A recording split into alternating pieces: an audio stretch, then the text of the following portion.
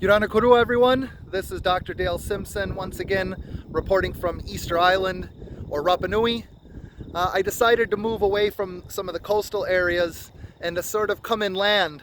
And it's a different landscape, treeless, full of grass. It reminds me sometimes of like a Midwestern field, without the volcanoes, of course, but like a rolling prairie. And then as you get closer to the coast with the water, you can see we have platforms like Ahuaroi. We keep moving along, but really brought my attention out here today was to look at this really large moai right here. This guy is enormous. He's basically coming from this other point that you see all the way in the back there called Ranodoraku, or Maunga Io is the volcano itself. And where basically we're at from there until this point, I think we're a little over 7 kilometers. So we'll say 5 miles of moving this behemoth. I wanted just to get a little closer and check it out and give you guys some features. You're going to notice right away that it's in really bad shape.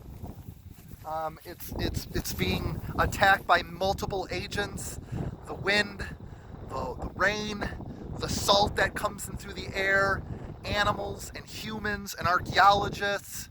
These guys are constantly under attack. So I wanted just to come out here and document and get a visualization of this particular statue. You'll see that the material looks brown. It's a volcanic ash.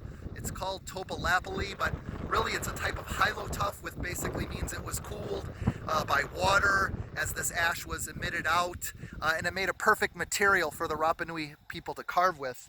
You'll also see inclusions like little sort of gray stones.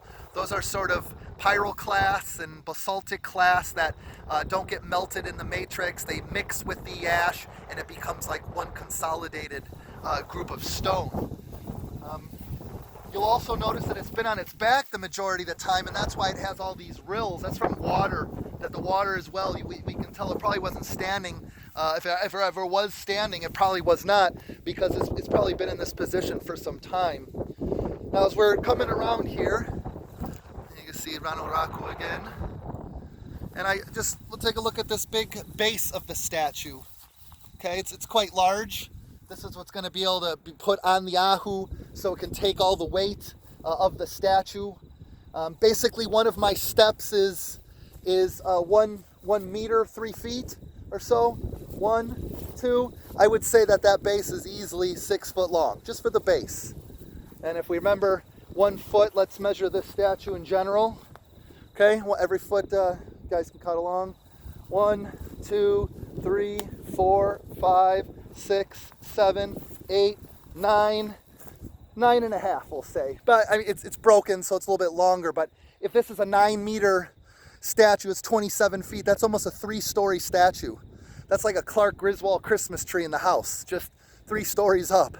So it's really amazing how large these statues were. Something else I want you to focus on is this sort of volcano-shaped sort of eye work here. Basically, we know this statue was never standing on a platform. When the moai was properly installed and was standing, it had something called the aringa ora, or the living face. It was what the Rapa Nui would do is put in eyes with coral and scoria and obsidian, and that would help them come alive. The ancestors would come alive with the living face.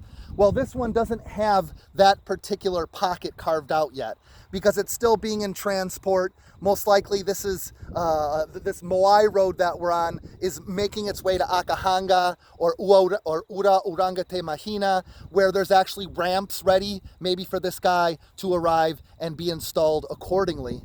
Now, this moai road probably didn't only transport statues, but it was also probably a way to transport people and resources and types of processions through the island for different festivals and events.